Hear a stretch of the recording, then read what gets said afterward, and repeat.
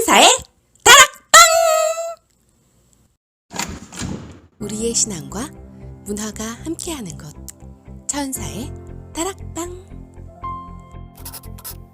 오늘의 말씀 양식, 이사야 65장.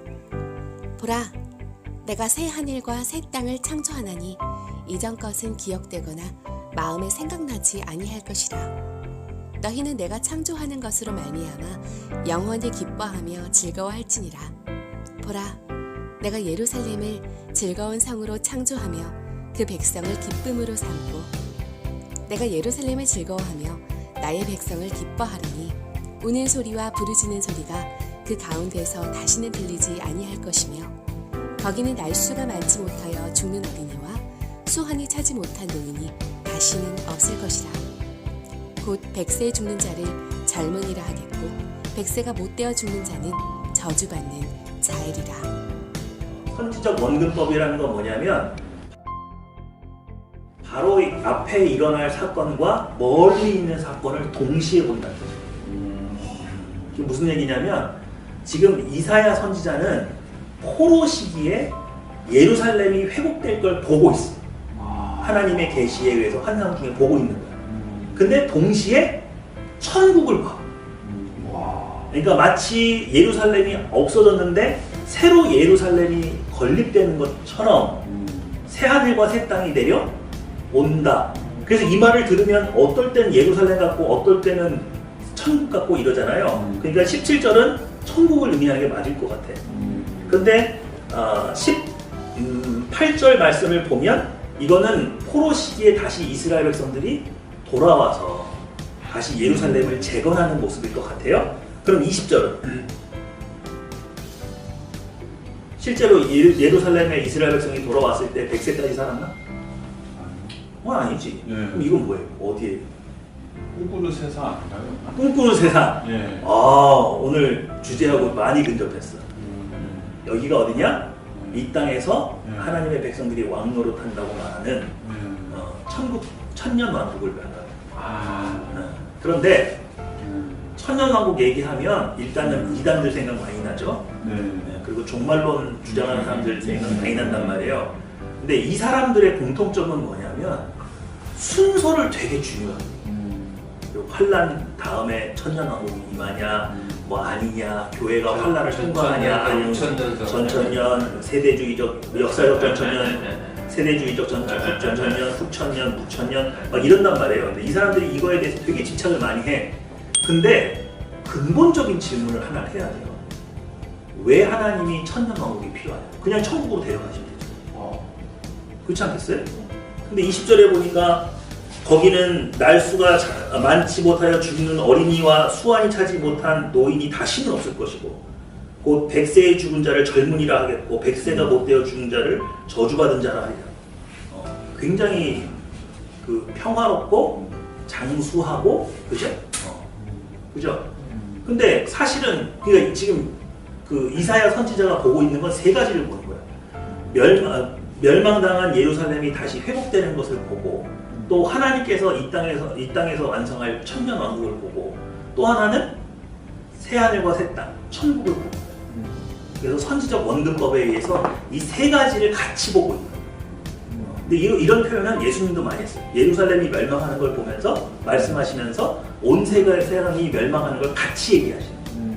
그래서 예수님의 메시지 어느 거는 예루살렘 성의 직접적인 몇 년 안에 이루어질 그 예언이기도 하면서 이 세상의 종말까지도 같이 예언을 하고 있거든요. 이런 게 다 선지적 원근법이에요. 근데 오늘 주제는 이거지. 왜 천년왕국이라는 기간이, 이게 뭐 상징적인 기간이든 뭐 전천년주의자들이 말하는 것처럼 역사적으로 천년이든, 왜 이 땅에서 왕노릇하는 기간이 왜 필요하냐? 불필요하냐? 그냥 천국으로 가면 되지. 왜 필요하죠? 여러분들 정통교회 다니면 천년왕국 이런 얘기 잘 안 들어보죠. 맞아요. 교리 공부할 때나 조금 들어봤을 것이고, 주로 뭐 종말론 뭐 영상, 이 유튜브에 말하는 종말론 영상이나 이단들이 하는 얘기만 듣고, 또 이단들이 이런 교리를 우리 일반 크리스찬들이 잘 모르기 때문에 이런 거 설명해주면서 많이 빼가거든요. 신천지가 주로 이런 일들을 많이 했죠. 성경 말씀이 번역되는 과정에서 우리도 모르게 유교식, 불교식으로 해석하는 게 되게 많아요. 왜냐하면 그 단어의 태생 자체가 유교나 불교의 뿌리를 받고 있어서. 예를 들면 전지전능이라는 단어 자체는 도가적인 뿌리가 있어요. 우리 하나님 전지전능하시다라고 말하면 다들 어떻게 이해하고 있지? 전지전능하는 하나님이 뭐예요? 뭐든지 알고 모든 걸 다 하시는 분. 실제로 뭐 헬라어나 라틴어는 딴 말이에요. 히브리어적인 개념. 그리고 성경에서 계속 일관되게 얘기하는 전지전능은 어떤 전제가 깔려 있느냐? 그러니까 영어로 말하는 Almighty God은 어떤 의미냐? 하나님은 한 번 약속하신 일이나 계획하신 일은 반드시 지키시는 분. 그것을 지킬 수 있는 능력이 있으신 분. 그러니까 항상 하나님이 나는 전능한 하나님이다 라고 표현하는 성경 구조는 어떤 것과 연관이 되느냐? 언약하고 연관이 있죠. 내가 누가 나를 못 믿어. 그러면 야, 나 전능한 하나님이야. 나는 말이야 역사 속에서 한 번 내 입에 내뱉은 거 약속을 안 지킨 적이 없고 내가 능력이 모자라서 약속을 안 지킨 적이 없어. 이해가 되세요? 그러니까 여러분이 나중에 하나님 저 좋은 배필 주신다면서 왜 안 주세요? 하나님이 뭐라고요 여러분한테? 야, 나 전능한 하나님이야. 나 준다고 약속했으면 준다 안 준다? 그럴 때 쓰시는 거예요. 내가 무릎에 깨져가지고 피가 철철 흘러도 나를 이끌고 그런 몸을 이끌고 가셔서 하신 일을 다 하시는 거예요. 내가 완수해야 될 사명을 다 감당해 하시는 거예요. 이해가 되세요? 만약에 아담이 타락하지 않고 사탄의 유혹이 없었다면 이 지구상에 하나님의 백성들이 가득 찼을 것이고 그들이 이 땅을 뭐 했을 거예요? 통치했을 거예요. 그죠? 근데 그 명령은 지금도 유효하다, 유효하지 않다? 유효하다. 그러니까 천년왕국이라고 하는 기간이 성경 속에 기록이 되어 있는 거예요. 그럼 우리에게는 어떤 내용이 되냐면 두 가지 차원에서 이걸 이해할 필요가 있어요. 아직도 하나님은 이 명령을 뭐하고 계시다? 실행하고 계시다. 두 번째는 뭐냐면 사도 베드로가 예수님을 3번 부인하죠. 그때 사도직을 감당할 수 있어요, 없어요? 없죠. 그러니까 예수님이 찾아가.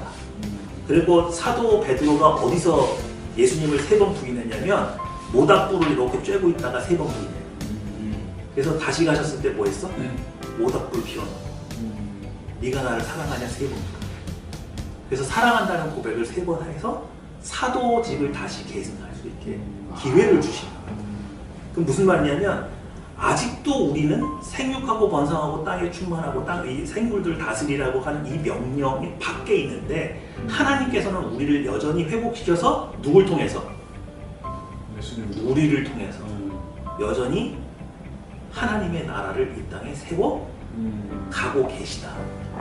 그래서 바로 천국으로 넘어가지 않고 천년왕국이라고 하는 기간이 이 땅에 있을 수 있다. 물론 무천년의 관점이나 역사주의적 전천년의 관점이나 뭐 이렇게 보면은 꼭 이 땅이 아니고 뭐 천상일 수도 있고 뭐 여러 가지 해석들이 가능하지만 천년왕국이라는 개념이 있는 이유는 우리가 타락해서 성취하지 못했지만 하나님은 여전히 그 계획을 지금도 뭐하고 계시기 때문에 실행하고 계시기 때문에 이 땅에서 우리가 왕 노릇하는 완전한 하나님의 나라를 성취하는 것이 이루어지기를 하나님은 보고 계시다. 그럼 이렇게 되는 거예요. 이거는 뭐예요? 우리 아버지 하나님의 꿈이야. 이때 온 지구에 하나님의 백성들이 가득 차서 온전히 지구를 하나님의 백성들을 통해서 통치하게 되는 아름다운 모습을 아버지는 꿈꾸셨는데 이 꿈을 버렸다 아직도 가지고 계시다. 가지고 계시다. 그리고 그것을 인간의 타락과 사탄의 유혹에도 불구하고 지켜내실 만한 능력이 있으시다 없으시다? 있으시다. 거기에 누가 쓰임받아야 된다? 내가 쓰임받아야 된다. 근데 나의 삶은 한정적이잖아요. 나는 온 지구가 하나님의 백성들로 가득 차서 완전히 이 지구가 하나님의 뜻대로 통치되는 걸 못 보고 죽을 수도 있잖아요. 그럼 우리는 천년왕국을 경험하지 못하고 죽는 건가? 이 천년왕국이라고 하는 개념을 여전히 나는 죄의 종로로 타고 죄를 통치해요? 죄의 종로로 타고 나는 여전히 물질의 종로로 타고 나는 여전히 질병의 종로로 타고 나는 여전히 저주의 종로로 타고 근데 여기에서 믿음으로 말미암아 이것들을 정복해 나가는 이제는 죄가 나를 축동질하면 나는 죄를 지을 수밖에 없는 연약한 인간이 아니라 예수 그리스도의 보혈의 피에 권능으로 죄를 덮고 오히려 죄를 꾸짖어서 나아가게 만드는 물질에게 지배당하는 것이 아니라 물질이 없으면 아무것도 못한다라고 두 손 드는 게 아니라 물질이 없어도 하나님이 나의 아버지가 되어주시기 때문에 하나님의 공급하심을 믿고 내가 내 꿈을 펼치는 거예요. 그러면 나는 자유자요 통치자죠. 그러니까 우리가 오히려 죄를 통치하고 악한 권세를 통치하고 물질 세계를 통치하고 모든 저주에서 자유케 되는 것, 그걸 아버지가 꿈꾸셨다. 이 말씀을 믿는 사람은 모든 게 갖춰져 있어가지고 시작한 사람이 아니야. 모든 게 갖춰져 있어서 시작을 한다는 거는 믿음이 오히려 없는 거예요. 저 1m. 1m? 어렵다. 좋아는 해. 네, 그래서 근처에 늘 머물고는 있어. 주변을 항상 배회하고 있어. 하지만 지가 나를 좋아해서 와 있는 건지 이게 알쏭달쏭하게 만드는 바로 제일 보죠. 여기 무속에 있는다 그래요. 이게 뭐냐면 호랑이지. 딱 먹잇감 노려놓고 딱 찍었어. 근데 관찰을 되게 오래 해. 함부로 덤비지 않아. 관찰을 하고. 얘는 먹잇감이었나? 아까 왜 암살됐었잖아요. 암살에서 갑자기 치고 들어오는 게 아니라 그런 거였어. 아니 이제